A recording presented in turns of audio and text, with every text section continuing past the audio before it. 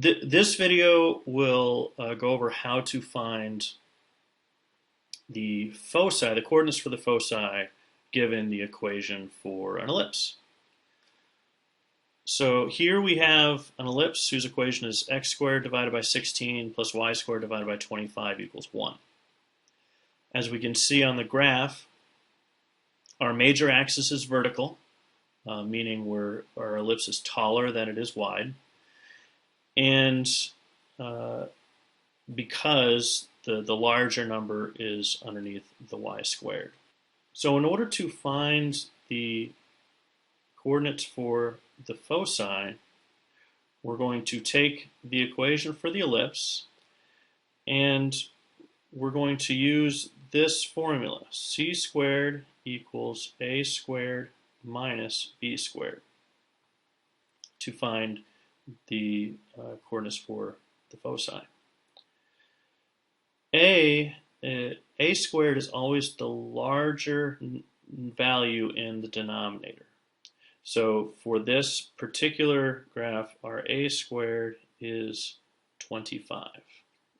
This is a squared, and then b squared is 16. So I will plug in c squared equals a squared, 25, minus b squared, 16.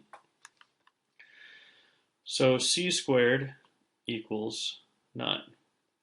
And if we take the square root of both sides, we just see that c equals positive or negative 3.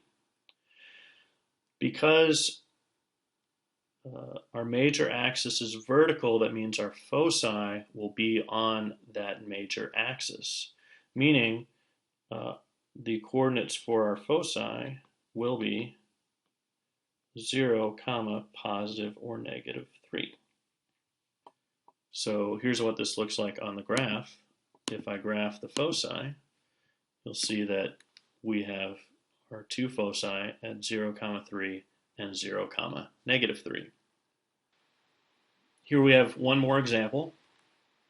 In this case, our equation is x squared divided by 49 plus y squared divided by 45 equals 1. As you can see on the graph, this almost looks like it's a circle, but it's not quite.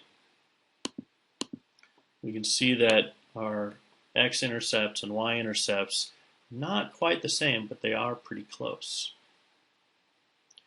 So once again, I want to find out what are the coordinates for the foci.